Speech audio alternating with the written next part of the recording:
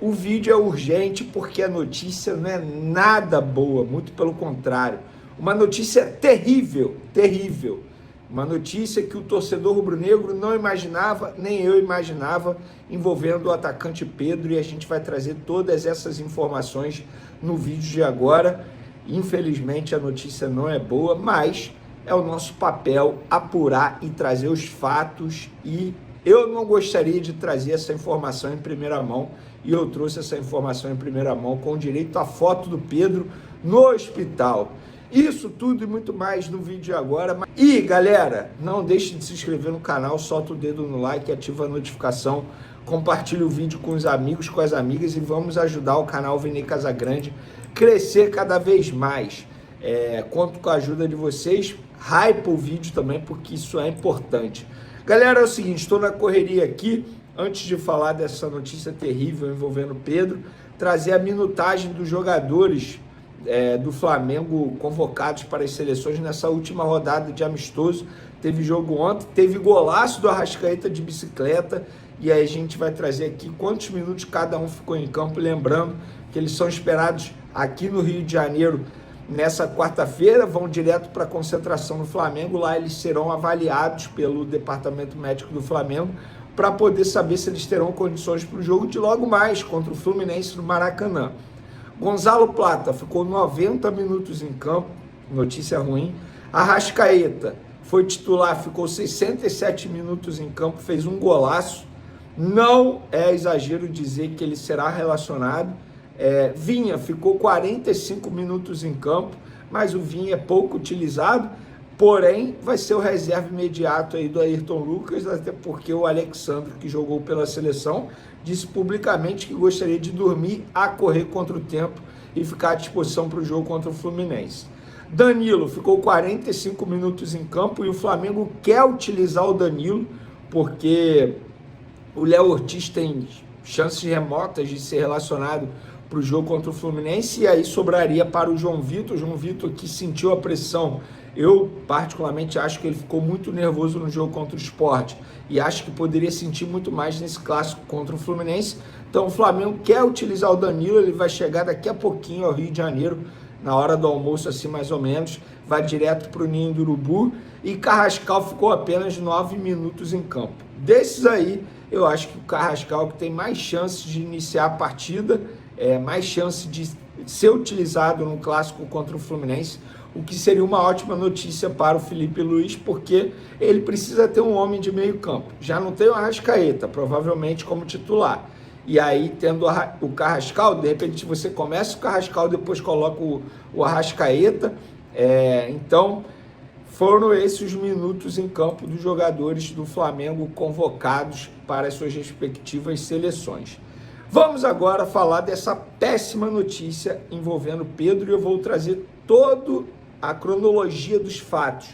Hoje, por volta das 7h30 da manhã, 8 horas da manhã, depois de eu ter finalizado minha aula de boxe, peguei o celular, eis que uma mensagem de uma fonte do hospital, falando: ó, Vene, Pedro está aqui no hospital realizando exames médicos na coxa, acho que tem lesão.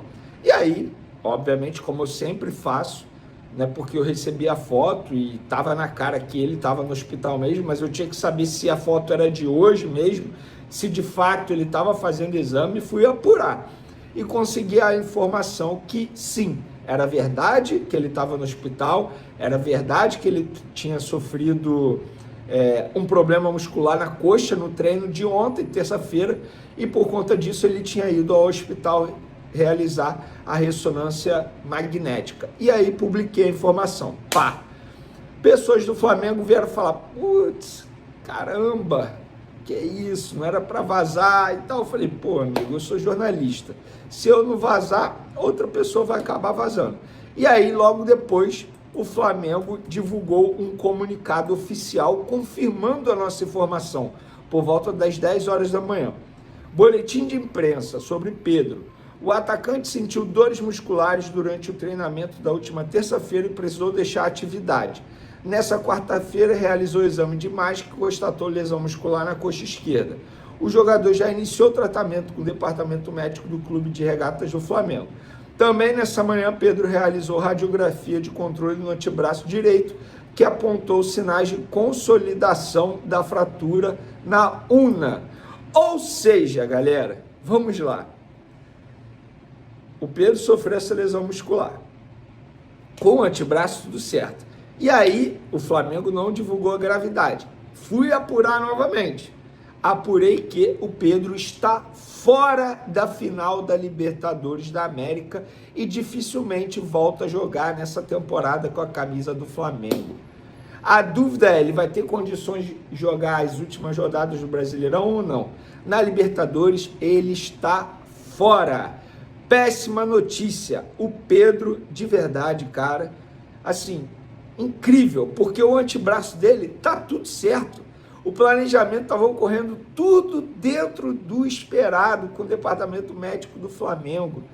O antebraço certo, no sábado contra o Red Bull Bragantino ele seria relacionado, iria ganhar minutagem pensando na final da Libertadores, mas aconteceu essa lesão muscular. Cara, que falta de sorte do atacante Pedro, que falta de sorte do técnico Felipe Luiz, e que falta de sorte para a torcida rubro-negra que não esperava isso. Eu confesso para vocês, obviamente, eu dou prioridade à minha profissão, sou jornalista, eu tenho que correr para dar notícia, mas, cara, eu como torcedor foi um banho de água fria, de verdade, porque eu, de verdade, queria ver o Pedro na final da Libertadores e, para mim, ele seria um jogador muito importante nessa decisão. Porém, não vai estar à disposição. Agora é o Bruno Henrique que vai ser o centroavante do Flamengo. Gonzalo Plata está suspenso, não pode entrar em campo. E será que a gente vai ver um herói improvável? Alô, Juninho, hein? Juninho é um cara que merece ter mais oportunidades, não duvido nada. A gente já viu heróis improváveis na Libertadores.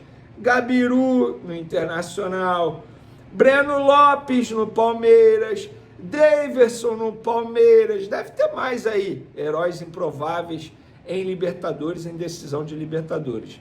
Será que o Juninho vai ser um herói improvável? Brincadeiras à parte, pessoal, torço muito para que o técnico Felipe Luiz consiga montar a equipe da melhor maneira possível para pegar o Palmeiras na final da Libertadores no dia 29. Mas antes dessa final, tem o Fla-Flu de logo mais. E aí, o provável time do Flamengo. Rossi, eu falo provável, porque esse foi o Flamengo que treinou essa semana para pegar o Fluminense sem os jogadores convocados. Rossi, Emerson Royal, João Vitor, e aí eles querem utilizar o Danilo como titular, Léo Pereira, Ayrton Lucas, Pulgar, Jorginho, Wallaciano, Luiz Araújo, Bruno Henrique e Samuel Lino. Esse é o provável Flamengo. Não duvido do Carrascal começar e ele colocar o Arrascaeta no segundo tempo. A gente vai trazendo mais informações. Agora partiu o SBT, porque lá a gente vai trazer mais notícias do Mengão. Tamo junto, galera. Fui! Fechar o vídeo para falar sobre John Arias. O meio atacante colombiano está sendo, sim, disputado por 3 clubes brasileiros. Fluminense, Palmeiras e Flamengo estão bastante atentos a toda a dificuldade de Arias com a camisa do Wolverhampton. Ele se mudou na metade desse ano para o clube inglês e por lá nada deu certo. Até aqui, 12 jogos, nenhum gol e nenhuma assistência. Para piorar, o Arias ainda virou reserva. Ele saiu no intervalo da derrota para o Fulham por 3-0 contra o Chelsea na última rodada antes da data FIFA, nem sequer saiu do banco de reservas. Para piorar, o time dele, o Wolverhampton, é lanterna do campeonato inglês. 2 pontos conquistados depois de 11 rodadas. E está muito claro que o Wolverhampton será rebaixado ao fim dessa temporada. E é por conta desse rebaixamento que os clubes brasileiros já começaram a disputa para contar com o retorno do atleta. Vale a lembrança de que o Fluminense tem a prioridade na recompra do jogador, ou seja, se o Flu igualar qualquer oferta de times brasileiros, é para o Fluminense que o Arias voltará. Só queria registrar que o Arias ainda pretende continuar no futebol europeu por mais algum tempo. Quando ele deixa o Fluminense para jogar no Wolverhampton, ele aceita ganhar menos na Inglaterra do que ganhava nas Laranjeiras pelo sonho de jogar no exterior, mais especificamente no futebol inglês. A julgar pela fase atual, a passagem dele pelo Wolverhampton deve ser curta, talvez no máximo até junho do ano que vem, mas o Arias vai dar preferência a clubes do exterior. E já dá para contar que o Galatasaray da Turquia é um dos interessados na contratação do meio atacante de 28 anos de idade, que enquanto jogava pelo Fluminense deixava excelente impressão. O Flamengo namorava o Arias ainda quando ele jogava no próprio Fluminense. Já o Palmeiras vê a possibilidade da contratação do Arias como um grande negócio, mas qualquer movimentação envolvendo o Arias vai acontecer apenas a partir da metade do ano que vem. Assim que tiver qualquer novidade, volto para contar para vocês. Não esqueçam de deixar like, de se inscrever no canal. A gente se encontra assim que surgir notícia.